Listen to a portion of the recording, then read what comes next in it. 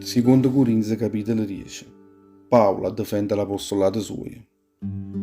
Sto parlando per l'uccelza e l'amore di Cristo, proprio di Paolo, che come si dice so chi ne umertà e dolcezza, quando mi trovo in mezzo a voi, e assai tosto invece, quando vi scrivo a lontana. Vi supplico, non mi costringete a essere tosto con voi, quando sarà in mezzo a voi, perché sarà sempre pronto ad intervenire a forza contro tutti quelli che pensano che io quando faccio una cosa faccio solo per una certa convenienza della carne. Certo, pure io sono uomo come voi, ma non mi lascio mai accavallare nell'interesse di questa terra.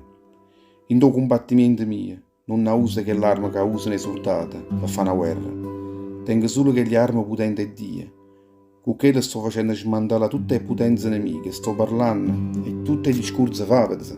E sto facendo smantellare tutte quelle che va contro la conoscenza di Dio. Per me voglio fare che io solo cervello vostro a sentire la parola di Cristo. E quando il cervello vostro si sarà chigliato a sentire tutta la parola di Cristo, solo danno voglio intervenire per castigare quello che non mi ha voluto stare a sentire. Guardate buono come stanno le cose. Se qualcuno di sicuro appartiene a Cristo, non si scordasse che pure io appartengo a Cristo come a Achille. E se mi metto a spaccugnare qualche cosa, sto parlando di quel potere che il Signore ha messo in mano mia, per far crescere tutta la chiesa vostra, e non per portare in una ruinaia, non mi avesse via scuola. Ma non vi pensate che volesse regnare e schiandere in lettere mie, perché si sente dicere, quando Paolo e Giovanni lettere, che sti sono toste e terribili. Quando poi si trova in mezzo a noi, essa è assai buona e china e dolcezza, e quando parla non tiene più tutta quella forza.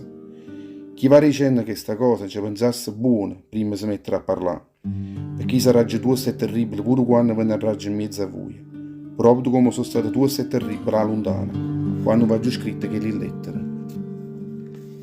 O era avanti. Certo, io non tengo nessuna intenzione di mettere in coppa a chi lo stesso piano tutti quelli che raccomandano loro stessi, e non tengo nessuna intenzione, e mi pare una a loro. Tutti chi sono senza cervello, perché mettono loro stessi come a principio e fine, e chi lo parona che si misurano solo che cosa è loro. Io invece non mi voglio mettere a spaccugnare fuori chi dilemma che Dio ha fissato per me, perché è statistica quello che mi ha dato vacanza e arriva fino a voi. Io non tengo nessuna intenzione a passare tutti questi lemmi. Sarete andati a passare questi lemmi se non fosse arrivato io per primo in mezzo a voi. Invece sono stato proprio Dio per portare per primo Vangelo di Gesù Cristo. Io non mi voglio avvantare fuori chi lemmi perché non tengo nessuna intenzione di impizzare in da fatica e lata. Anzi, spero che la fede vostra potesse crescere sempre più, e così potrei fare in mezzo a voi una fatica ancora più rossa, rimanendo sempre in tacchini le lemmi che mi sono state fissate. A così potrei portare il Vangelo, pur rinda a tutte quelle terre che stanno assai lontane, a voi, senza poter avvantare. E che la fatica che già hanno fatto all'ata, sta scritta rinda a Bibbia. Chi si vuole vantare, sta vantasse quello che ha fatto il Signore, perché non è quello che raccomanda a se stesso, quello che è capace e fa compiere una fatica buona, ma è quello che viene apprezzata a Dio.